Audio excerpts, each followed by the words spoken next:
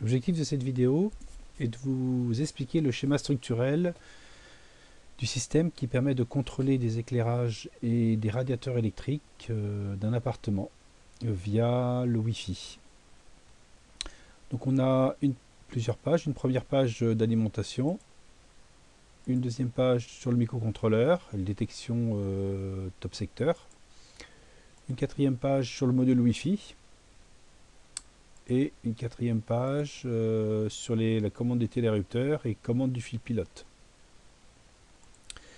Donc pour la partie alimentation, donc on est alimenté par un connecteur en 12 volts pour alimenter la carte électronique. On a une diode D3 qui permet de protéger le système si on inverse les polarités plus et la masse de 12 volts. Donc une diode de protection de polarité. Un condensateur de filtrage qui permet de maintenir le 12 volts. Un fusible 150 mA qui permet de protéger la carte électronique. Un condensateur 22 micros, toujours de condensateur qui permet de maintenir le 12 volts. Une LED jaune qui permet d'indiquer qu'on a du 12 volts. La résistance de polarisation de la LED qui permet de limiter le courant dans la LED pour ne pas claquer la LED, c'est-à-dire que c'est une LED 2 mA. Voilà, donc un point test pour voir si on a bien le 12 volts. Un régulateur TSR 2450 Asher qui permet de fournir du 5 volts au microcontrôleur. Condensateur de maintien de potentiel, C1, C2, C3. Mettre C1 près du microcontrôleur et puis en mettre un petit peu partout sur la carte, donc on en a 3. Une LED verte faible consommation, toujours 2 mA avec sa résistance qui permet de limiter le courant dans la LED. Un point test de condensateur de maintien de potentiel, C10 et C9, pour maintenir le 5 volts sur la carte. Donc le potentiel VSS c'est le 0 volts, le GND, le ground c'est 0 volts, le potentiel VDD c'est 5 volts, et VCC c'est 25 volts aussi. Le potentiel plus 12 délivré par l'adaptateur secteur 12 volts continu. Donc voilà pour la partie alimentation. Le microcontrôleur, donc c'est un PIC 16F 876A, exactement. On va le modifier. On fait un A. Voilà.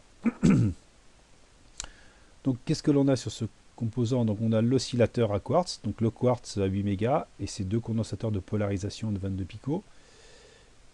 Un RAZ, une remise à zéro du programme à la mise sous tension, effectuée par R3 et C6, c'est-à-dire ça permet de commencer le programme sur début dans Flowcode. On a une LED bleue D7 30 mA, 3 volts 5, haute luminosité. Cette LED là, elle doit clignoter et indiquer que le microcontrôleur est en fonctionnement. Le connecteur J2 pour programmer le pic, avec RB6, RB7, le VDD, le RAZ et la masse. Des témoins de fonctionnement LED bleu, LED verte, LED orange de mémoire et LED rouge. Ah non, c'est LED blanche, LED verte, LED bleu et rouge. Donc ça permet d'indiquer dans quel mode on est au niveau des radiateurs électriques. Soit on est en mode confort, en mode éco, en mode hors-gel ou en mode arrêt. 4 connecteurs qui permettent de déporter une autre LED sur la maquette. Donc on a la LED sur la carte électronique qui permet de faire des tests, de voir si c'est fonctionnel. Et le cavalier qui permet de déporter une autre LED sur la maquette. Donc on vient souder sur la LED en parallèle de celle-ci. On vient en souder une autre LED bleue, etc. Le bouton qui permet de choisir dans quel mode on est, si on est en mode arrêt, en mode hors-gel, en mode éco, en mode confort au niveau des radiateurs électriques. Donc là on gère qu'une seule zone, qu'un seul fil pilote. R9 résistance qui permet de ramener le VDD, c'est-à-dire le niveau logique 1 quand on n'est pas appuyé, et quand on appuie sur le bouton poussoir, on ramène un niveau logique 0. Donc là on a un front descendant pour la détection. Condensateur de maintien de potentiel qui permet de filtrer les rebonds, ce qui évite de le faire logiciellement. Voilà, c'est pas obligatoire. Ensuite, on a un optocoupleur, donc c'est une diode infrarouge, c'est un TCET 1108 un optocoupleur, un optotransistor. Hein, donc on a côté gauche, on a la phase et le neutre. 4 résistances de 10K. Donc sur la carte, elles font 9K1, on a mis, au lieu de 10. Bon, c'est pareil, 10K. Donc, et une diode de protection pour l'alternance négative, c'est-à-dire quand c'est l'alternance négative, la diode de protection D14 protège la LED infrarouge. Donc alternance positive, hop, ça passe comme ça. Donc la LED est alimentée, le transistor est saturé, et donc là, j'ai un niveau logique 0. Alternance négative, ça passe dans ce sens-là, ça passe à travers D14. Donc la LED infrarouge n'est plus alimentée, donc le transistor est bloqué, donc on a un niveau logique haut. Donc en fin de compte, on a ici un signal carré d'une période de 20 millisecondes, comme le secteur, et ça nous permet de savoir hein, quelle est l'alternance positive et négative, hein, parce que le fil pilote sur les radiateurs, eh bien, on envoie de l'alternance négative, positive, ou pleine alternance, ou aucune alternance, donc il faut savoir où est l'alternance négative et positive au niveau du secteur. Donc là, on a une varistance, si on a une surtension au niveau de la phase, hein, par exemple de l'orage, ça permet de protéger l'optotransistor. Alors pourquoi on a mis 4 résistances en série? Parce qu'en fin de compte, il faut savoir que les résistances, donc là c'est des résistances CMS, elles ont une tension de clankage qui varie entre 100 et 150 volts. Hein, sachant que là on a 230 racines de 2, donc on a du 320 volts grosso modo. Et donc chaque résistance prend 320 divisé par 4, 80 volts. Hein, donc ça permet de limiter la tension de claquage de chaque résistance. Si on n'avait qu'une seule résistance, au niveau puissance, ça ne chaufferait pas, mais par contre, au niveau tension de claquage, elle claquerait. Donc là, on met 4 résistances en série. On aurait pu en mettre que 3, ça suffisait, hein, mais bon, on a mis 4 pour une question de sécurité. Donc voilà pour la partie. Alors, au niveau du microcontrôleur, qu'est-ce qu'on a dans le programme? On a les interruptions secteurs. Donc ça, c'est les top secteurs qui viennent d'ici. On a le bouton choix qui permet de choisir par le bouton choix en quel mode sont les radiateurs, en mode écho, en mode hors-gel, en arrêt ou en confort. On a le pilotage des relais statiques pour allumer les lampes, hein, fait par RA0, RA1, RA2. Qu'est-ce qu'on a BP choix? Ça c'est pour la programmation, ça c'est les LED. Et puis on a le pilotage du fil pilote et la liaison RxTX hein, pour communiquer avec le module Wi-Fi. Voilà. Alors là on aurait pu mettre une LED tricolore, hein, multicolore. Bon, là, on a pris des LED différenciés parce qu'il aurait limité le nombre de portes de sortie, mais comme il nous en reste, hein, on ne s'est pas limité, on ne s'est pas embêté à utiliser une LED multicolore. Pour le module Wi-Fi, alors on a déjà la partie alimentation, donc là on a eu quelques soucis, parce que le régulateur, donc là c'est un TSR 2433, TSR Asher, on a eu quelques soucis parce que le régulateur était assez éloigné du module Wi-Fi, hein, au niveau distance, et donc on avait des chutes d'alimentation. Donc on a mis un condensateur de 220 micros, donc ceux-là ne sont pas forcément obligatoires maintenant, et un céramique CMS, voilà, qui accepte 6 volts 3 au max, hein, sachant qu'on a 3 volts 3 en sortie du régulateur, il n'y a pas de problème.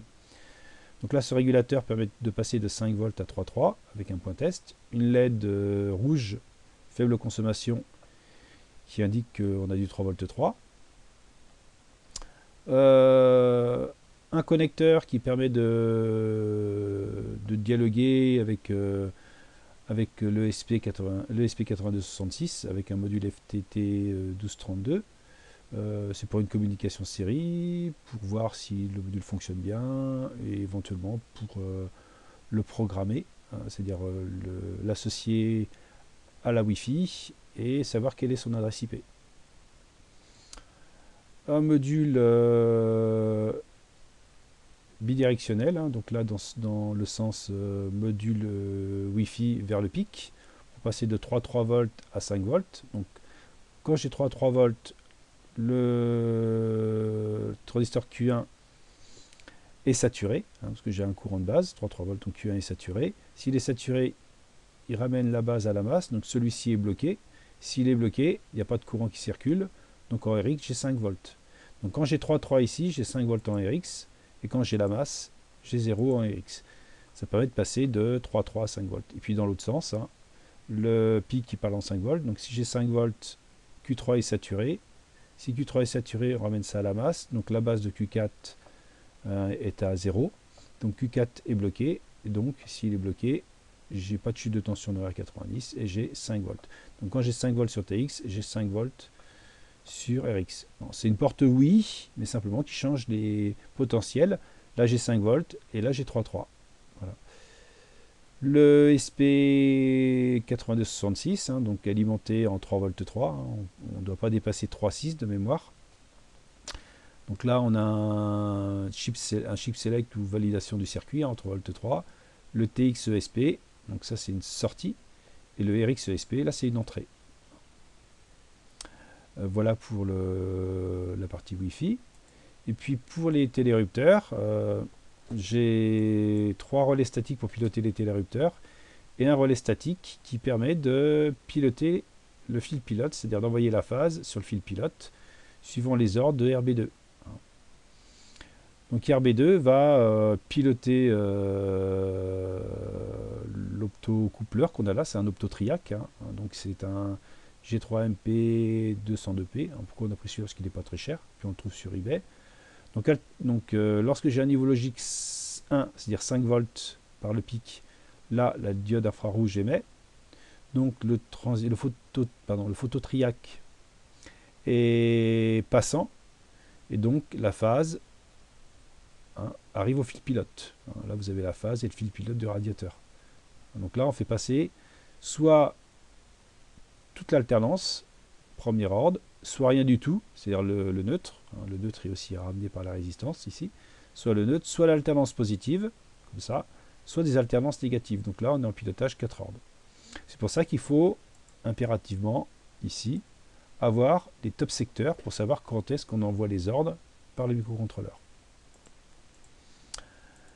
Donc on a le neutre ici, hein, donc les 4, alors là c'est pas des résistances de 100K, si c'est des résistances de 100K, excusez-moi, donc on a bien des résistances de 100K.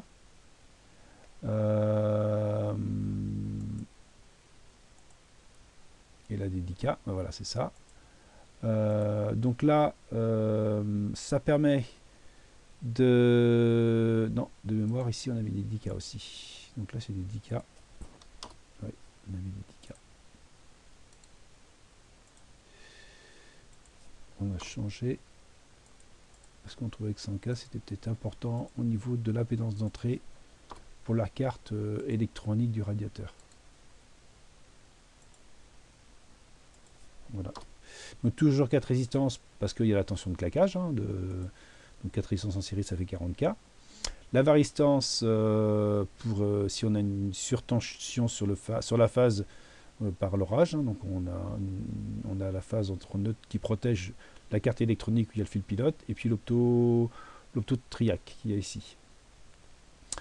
Donc là, en fin de compte, c'est comme un fil, hein, donc on laisse passer la phase entièrement, ou les alternances positives, ou les alternances négatives, ou rien du tout, ainsi on bloque complètement, et le neutre à ce moment est ramené par la résistance sur le fil pilote pour avoir un potentiel nul. Pour les télérupteurs pour commander les lampes, donc on a une LED qui indique, une LED verte, hein, qui indique lorsqu'on a un niveau logique 1, la LED s'allume. Ici, la résistance de polarisation qui limite le courant dans la LED à 2 mA. Donc quand j'ai un niveau logique 1, c'est-à-dire 5 volts, la LED infrarouge émet, le phototriac, excusez-moi, est passant. Et donc on ramène la phase, donc là c'est la phase qui arrive ici, sur le télérupteur, hein, pour alimenter le télérupteur. Donc une impulsion, le télérupteur bascule, la lampe s'allume. Une impulsion, le télérupteur bascule et la lampe s'éteint. Une varistance aussi pour protéger si j'ai une surtension sur la phase, hein, pour protéger l'optotriac, hein, surtout partie triac. Autre chose qui est intéressant, c'est que là on appelle ça une isolation galvanique, hein, c'est-à-dire que j'ai une partie commande et une partie puissance. Donc là j'isole les deux parties, hein, comme aussi on a aussi une isolation galvanique ici, hein. Donc j'ai une partie puissance, une partie commande et une partie là il n'y a pas trop de puissance, hein. C'est surtout l'isolation galvanique, hein. C'est-à-dire on isole électriquement les deux parties, la partie détection secteur et la partie impulsion qu'on envoie sur le microcontrôleur. Donc voilà l'explication de la carte électronique. Alors au niveau routage, donc voilà ce que ça donne.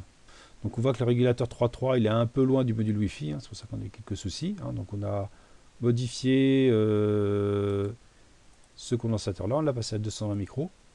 Donc chez Fardel, hein, donc c'est un céramique, hein, 220 micros. Bon, coûte un petit peu cher, mais bon. Là l'opto-transistor, là vous avez les trois relais statiques, 1, 2, 3 et celui-ci. Donc ces trois là pour les télérupteurs. Celui-ci pour piloter le fil pilote. Le bouton poussoir pour sélectionner le mode éco confort, hein. Donc après on vient souder des fils pour déporter le bouton poussoir sur la maquette. Le fusible. Les 4 transistors qui permettent de changer le 5 volts en 3.3, hein, pour le RxTX quand on passe du module ESP au microcontrôleur. La LED bleue qui doit être ici, qui clignote pour indiquer que le pic est en bon fonctionnement. Les 4 LED pour indiquer le mode éco, confort et hors gel des radiateurs. Vous avez aussi une LED pour le 3.3, une LED pour le 12 volts et une LED pour le 5 volts. Donc là vous avez un régulateur 5 volts. Quoi d'autre? Donc là qui permet de faire la détection secteur, la diode de protection de l'opto-transistor, la diode qui permet de, si on inverse l'alimentation ici, de ne pas griller la carte. Voilà, on a fait le tour, hein. Là vous avez le quartz. Donc certains composants sont implantés sur le top, hein, comme celui-ci, hein. Et donc certains composants sont implantés sur le top et puis sur le bottom. Voilà. Donc le bottom copper en bleu et le top copper dessus. Il est où? Top copper, voilà, c'est ici. Donc tout ce qui est en bleu clair, là c'est sur le top, hein. Tout ce qui est d'autres couleurs, et c'est sur le bottom. Donc, par exemple, si vous prenez R7, là, elle est sur le bottom. Voilà. Donc, circuit double face, donc sans plan de masse, voilà, pour éviter, c'est le proto, hein, pour éviter les problèmes. Donc voilà pour la partie réalisation du schéma. Donc vous aurez une autre vidéo pour la présentation du programme.